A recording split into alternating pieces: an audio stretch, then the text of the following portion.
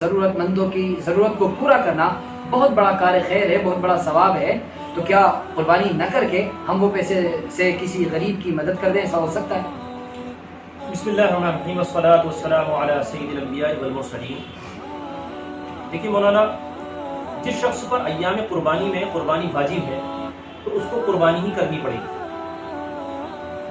اور یہ جو ایک ایموشنل سوال کیا جاتا ہے کہ قربانی کے بدلے میں پیسے خرچ کر دی جائیں، تو کچھ سوال دیکھنے میں اچھے ہوتے ہیں اور ہر سوال کا جواب نہیں ہوا کرتا. سوال بہت سارے ایسے کیے جا سکتے ہیں کہ جن کے سوالوں کا کوئی جواب نہیں ہوتا. میرا ماننا یہ ہے کہ وہ سوال ہی بیکار ہوتے ہیں. غریبوں کی مدد کرنا یہ بہت اہم چیز ہے. جی بے شک. اور لوگوں کے کام آنا یہ اسلام کا بہت بڑا حصہ ہے. نبی علیہ الصلوۃ والسلام کی زندگی کا بہت بڑا حصہ دوسروں کے کام آنے میں لگا ہے.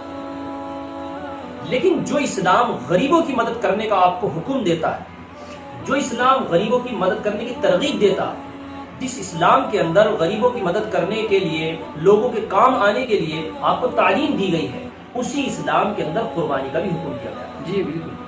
ایک چیز کو چھوڑ کر دوسری چیز کو اختیار کرنا ایک عجیب بات ہے. قربانی کا تعلق ایک عبادت سے ہے.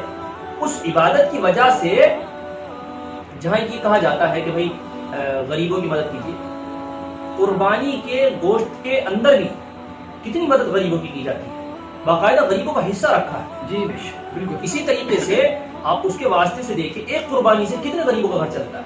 گوشت کاٹنے والے کو الگ رزق مل جاتا ہے، اس سے پہلے جو جانور بیچنے والے ہیں ان کو الگ مدد ملتی ہے، رزق ملتی ہے. اسی طریقے سے جو چارہ بیچنے والے ہوتے ہیں ان کا الگ کاروبار چلتا ہے. اس کے بعد میں چمڑا بیچنے والے ہوتے ہیں ان کو الگ کاروبار ملتا ہے. اسی طریقے سے جو اس کی جو گند وغیرہ ہوتی ہے ان کو اٹھانے والے آتے ہیں ان کو الگ کاروبار ملتا ہے. یعنی ایک قربانی کی وجہ سے کتنے لوگوں کا کاروبار چلتا ہے. تو کیا یہ کسی کی مدد نہیں ہے؟ یہ ایک ایسا سوال بنا کر کے پیش کیا جاتا ہے کہ جب خالی اس ذہن، جس کے ذہن میں یہ باتیں نہ ہو، سنتا ہے تو سوچتا ہے اس بات کو کہ یار واقعی بات تو صحیح ہے، اس سے اچھا تو کسی کو پیسے دے دیں. تو ایسا نہیں ہے.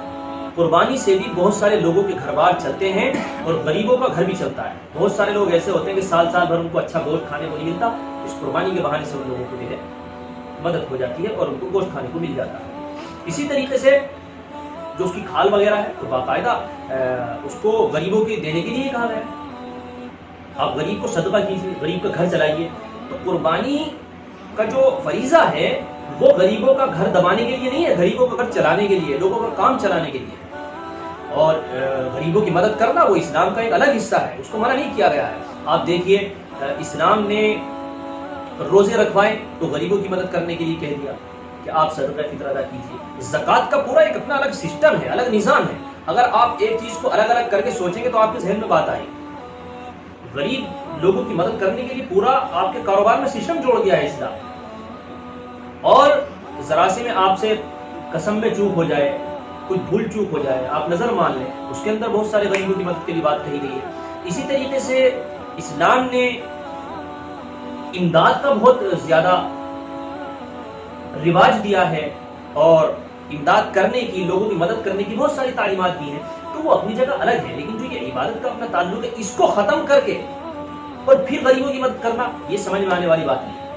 جس اسلام نے آپ کو خرچ کرنے کے لیے کہا ہے، اس اسلام کی ایک چیز کو ختم کر کے آپ خرچ کرتے ہیں، یہ کوئی عقل میں آنے والی بات نہیں ہے. اس لیے قربانی تو ہر حال میں کرنی ہی ہوگی اور کرنی ہی چاہیے.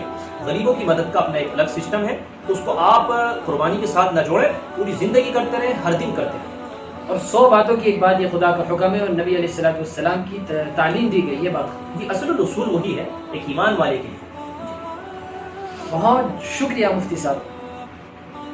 اب ایک سوال اور ہے، وہ بھی بڑا اہم ہے کہ کیا ہر سال قربانی واجب ہے؟ بہت سارے عام لوگ یہ سمجھتے ہیں کہ 7 مرتبہ ہم نے قربانی کر دی، 7 بار ہم قربانی کر چکے، اب میں اپنی بیوی کی طرف سے کروں گا کہ میری تو 7 ہو گئی، اب میری بیوی کی طرف سے ہوں گی، بیوی کی 7 ہو گئی تو میں اب اپنے باپ کی طرف سے کروں گا. کیا ایسا ہے کہ 7 بار قربانی کرنے کے بعد آدمی یعنی فارغ ہو جاتا ہے قربانی سے، یا ہر سال قربانی اس پر واجب ہے؟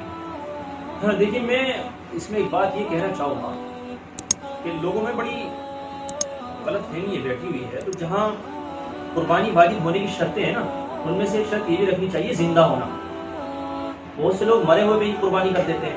اور جیسا یہ آپ نے سوال رکھا کہ بہت سے لوگوں میں یہ بات چلی آ رہی ہے کہ 7 سال تک ہم نے بڑے جانور میں قربانی کر دی تو اب ہم بری ہو گئے، ہمارے اوپر قربانی. یہ بالکل غلط ہے.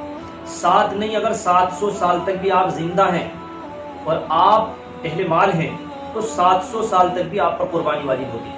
جی جی. اور ایسا نہیں ہے کہ آپ، بہت سے لوگ ایموشنل ہو جاتے ہیں کہ بھائی پہلے میرے ماں باپ ہیں، میں چاہتا ہوں ماں باپ کی طرف سے. بھائی ماں باپ ایک اپنا الگ معاملہ ہے.